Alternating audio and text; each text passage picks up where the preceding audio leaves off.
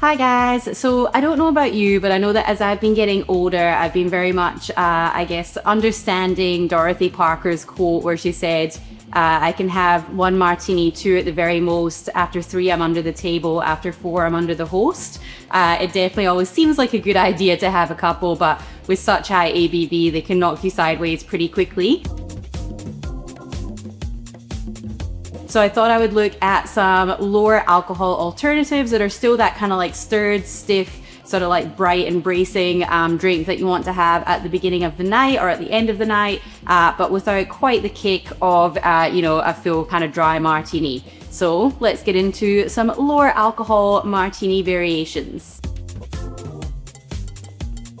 So the Chrysanthemum Cocktail was first printed in 1916 in Hugo Enslin's book, How to Mix Drinks. Quite a lot of classic cocktails first popped up there, and then really the ones that kind of ended up getting famous were then repeated in the Savoy Cocktail book, which is kind of a bit of a Bible for a lot of bartenders when this whole kind of cocktail renaissance happened and people started looking back through to find interesting recipes. The chrysanthemum is a mixture of just dry vermouth and Benedictine, so really kind of herbal, got a nice bit of texture from the Benedictine there. Hugo Enslin's called for equal parts. That is a little bit on the sweeter side.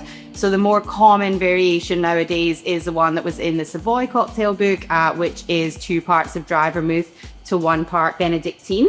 So any dry vermouth is good. I always really like Dolan. It's just really light and like super herbaceous. I always think it's just a very elegant product. So we're gonna go in with 60 mils of that. So I've got my Benedictine in a little cheater bottle here, but I promise that's what's in there. A nice kind of honeyed liqueur with lots of herbs and spices there as well. And then what brings it all together is some absinthe. So again, got it in my little bitters bottle, whatever your absinthe of choice is, doesn't have to be anything super fancy. We're just gonna go 3 dashes. Now our garnish for this is gonna be an orange twist, so I'm gonna get that ready. Give it a stir. So use plenty of ice.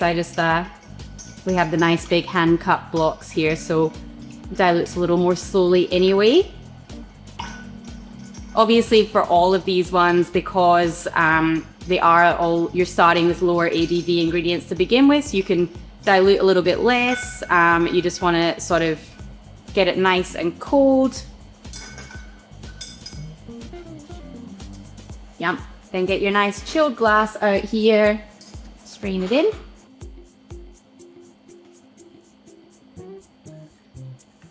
Do your little spritz over the top.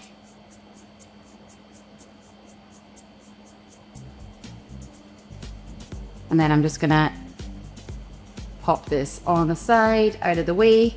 And there we have a chrysanthemum cocktail.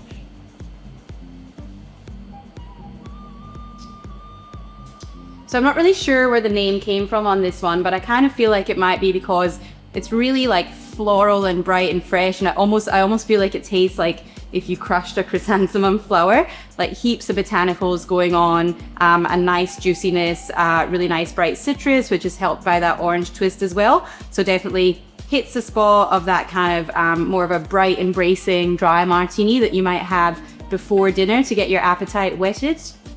The chrysanthemum cocktail. So now you know.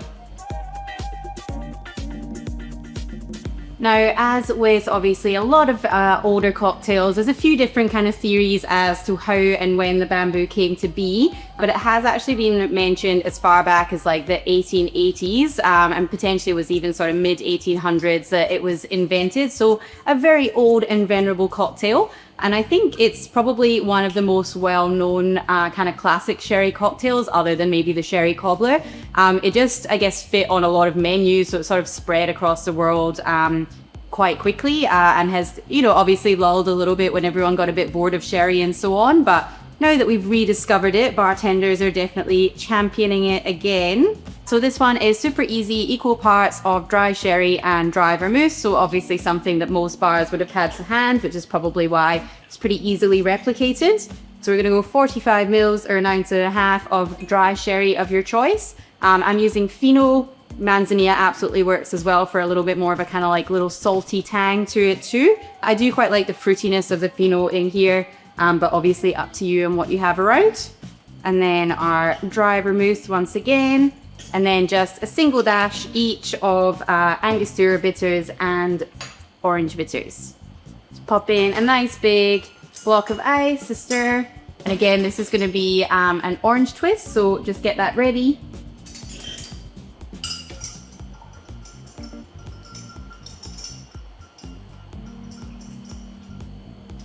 Don't need very much dilution on this at all because both of them are actually quite delicate, whereas with your chrysanthemum you do have that kind of more viscous and sweeter Benedictine. Both fino and dry vermouth are obviously dry and yeah, a bit more delicate in flavour. So you don't want to lose them at all. So yum.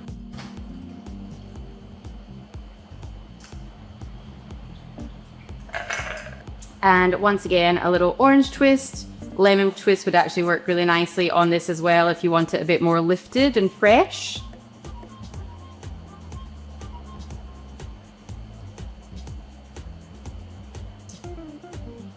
It's one of my favorite cocktails of all time. Obviously, it really helps that I really like sherry, but it just has that real kind of dry, like almost quite bracing note from the fino sherry that kind of really mimics the structure of a spirit, so you don't feel like you're like missing the extra booze there in terms of body. And then a little bit of that kind of botanical, again, same thing that it does in Martini. The dry vermouth just sort of accents and lifts everything. And then the little couple of dashes of bitters elongate it. So it's a pretty perfectly constructed drink, I reckon.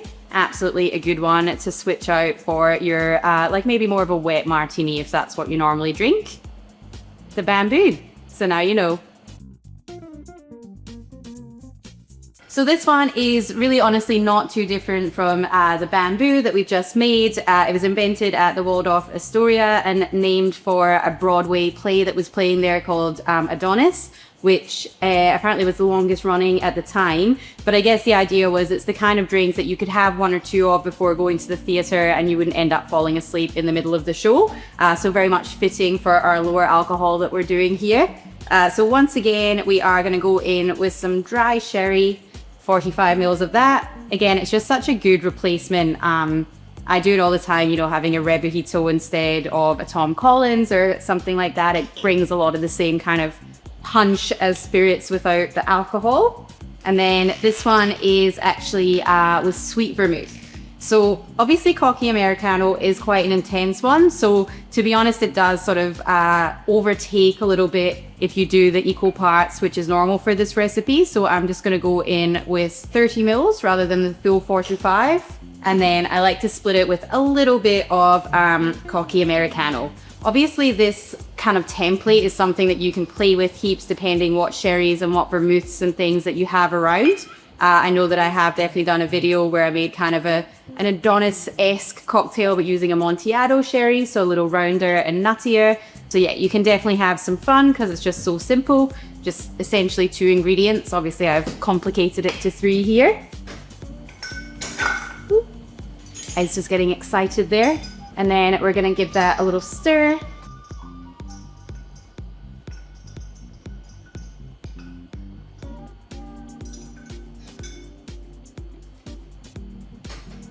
And we're gonna strain that off into a nice chilled glass. It's probably not the most visually exciting video that I've done because this one also has an orange twist, so they all look quite similar.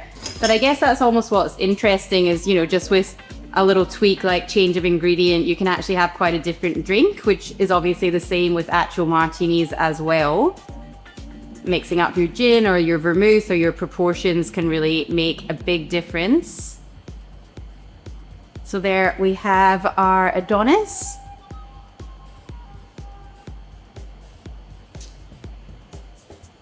Super juicy. You know, I actually have never tried it with the Americano before, and I just threw that in last minute, and I reckon that's pretty chef's kiss.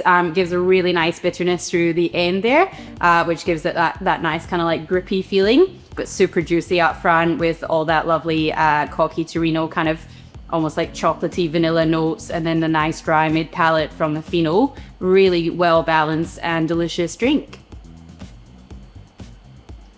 the Adonis. So now you know. So there we have 3 really delicious, complex, interesting, but lower in alcohol martini variations. So now you know.